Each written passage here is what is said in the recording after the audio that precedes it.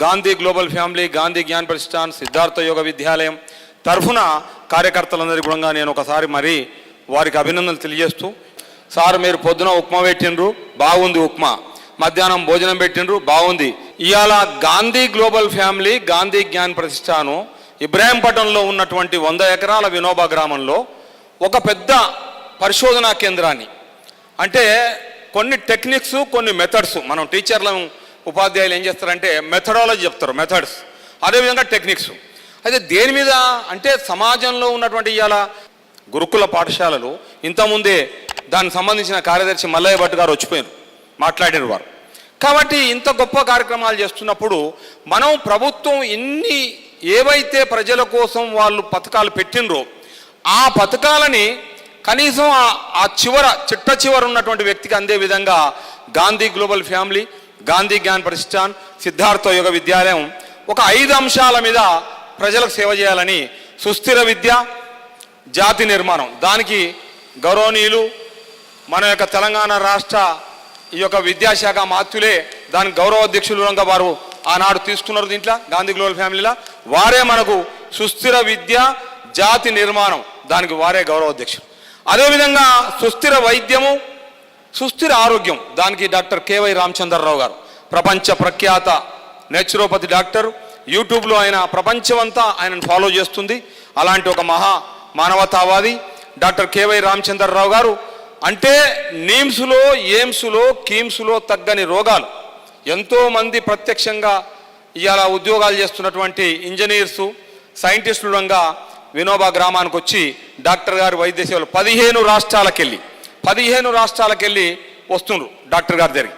అంటే ప్రకృతి వైద్యం, ₹1 ఖర్చు లేకుండా, ఎలాంటి మీకు ఇబ్బంది లేకుండా.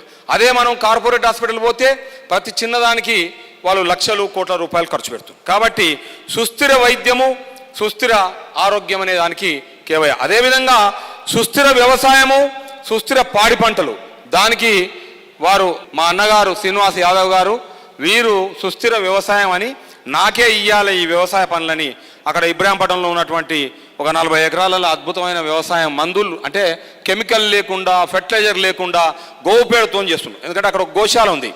కాబట్టి శ్రీనివాస యాదవ్ గారు సుస్థిర వ్యవసాయానికి ఉన్నారు. అదేవిధంగా సుస్థిర పరిశ్రమలకు ఎన్జి పద్మ గారు, డాక్టర్ గారి యొక్క సతీమణి. అదేవిధంగా ఇట్లా ఈ యొక్క విభాగాలలో మనం దానికి ఇంధన వనరులని మనం అలా గోబర్ గ్యాస్తోని అక్కడ వంట చేస్తున్నాం. అక్కడ ఇబ్రాహీంపట్నంలో 100-200 మందికి డాక్టర్ గారు పేషెంట్లకు అన్నం పెట్టాలంటే గోబర్ గ్యాస్తోనే, కరెంటు కూడా గోబర్ గ్యాస్తోనే. ఇక్కడ 1000 ఆవులు ఉంది అక్కడ. ఆ విధంగా మారం వెంకన్న గారని ఈ ఇంధన వనరులకు ఆయన సైంటిస్టు మారం వెంకన్న గారు. సరే ఆయన ఎక్కడో టూర్లో ఉండడు, రాదయ్యాలా. ఇట్లా ఈ అంశాలు ఇవే సమాజానికి. సమాజం నిలబడాలంటే ఇదే. మీ పిల్లలు మంచిగా ఉండాలి అంటే విద్య బాగుండాలి, మీ ఆరోగ్యాలు బాగుండాలి, వైద్యం బాగుండాలి, మీకు మీ యొక్క సంతోషం, ఆనందం కలంటే ఆహారం మంచిగా ఉండాలి. అలాంటి ఆహారాన్ని మనం తయారు. ఈ విధంగా మనం ఇలా పెట్రోలియంతో, బొగ్గుతో ఇంధనాలు మనం నడుపుతున్నాం, కరెంట్ ఇట్లా. అది కాకుండా సోలార్ సిస్టము, వెండి mills, gobar gas, waste management, ఇంత అద్భుతమైనటువంటి కార్యక్రమాలకు వినోబా గ్రామంలో ఆల్రెడీ ఇప్పుడు డాక్టర్ గారు అక్కడ తన సేవలు నడిపిస్తున్నారు.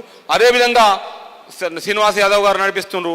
అదేవిధంగా మా ప్రభాకర్ గారు, యానాల ప్రభాకర్ రెడ్డి గారు, అదేవిధంగా పెద్దలు ఎంతోమంది, మా భాస్కర్ రెడ్డి, ఇదే విధంగా మా యొక్క దశరథ్ గౌడు, వీళ్ళందరూ కూడా వాణి మేడం, వీళ్ళంతా ఎంతోమంది 100 మంది కార్యకర్తలు పనిచేస్తున్నారు. పనిచేయబట్టే ఇంకో ఈ సభ 600 మందితోని. గుండాల గోవర్ధన్ గారు మా గాంధీ విగ్రహాలు తయారు చేస్తాడు, బుద్ధుని విగ్రహాలు తయారు చేస్తాడు. మట్టి పాత్రలు అంటే మేము ఏం చేస్తున్నాం అంటే టీచర్లు కూడా మట్టి పాత్రలను బాగా ప్రచారం చేయండి ఊరూర్లో. అంటే మట్టి పాత్రల్లో వంట చేసుకోవడం, మట్టి పాత్రలు నీళ్ళు తాగడం, ఇది సగం రోగాలు పోతున్నాయని మనం డాక్టర్ రామచంద్రరావు గారు చెప్తాం. ఆల్రెడీ పరిశోధన పూర్వకంగా ఏది పుస్తకం చదివి చెప్పడు ఆయన. 20 ఏళ్ల సంది మనుషుల మీద ప్రయోగాలు చేసి ఫలితాలు తీసుకున్నాడు. కాబట్టి ఇంత గొప్ప ఈ యొక్క విజ్ఞానం మన దగ్గర ఉన్నప్పుడు దీన్ని మనం ఎందుకు ప్రజలకు, సామాన్యులకు, ఇక్కడ దేశంలో 80% పేద ప్రజలు ఉన్నారు కాబట్టి ప్రభుత్వం ఎంతో కృషి చేస్తుంది కాబట్టి మనం గుణంగా అనుసంధానంగా ఎందుకు వీళ్ళని ప్రజలకు మనం ఈ యొక్క సేవలు ఇవ్వొద్దని చెప్పి గాంధీ సంస్థలు, సిద్ధార్థ యోగ విద్యాలయం చేస్తుంది. ఈరోజు ఇప్పటికే కాలాతీతమైంది, ఎంతో ఆలస్యమైనందుకు గౌరవ మంత్రివర్యుల్ని వారి యొక్క స్పందన తెలియజేస్తూ ఇక్కడితో నా ఉపన్యాసం ముగిస్తున్నా. నేను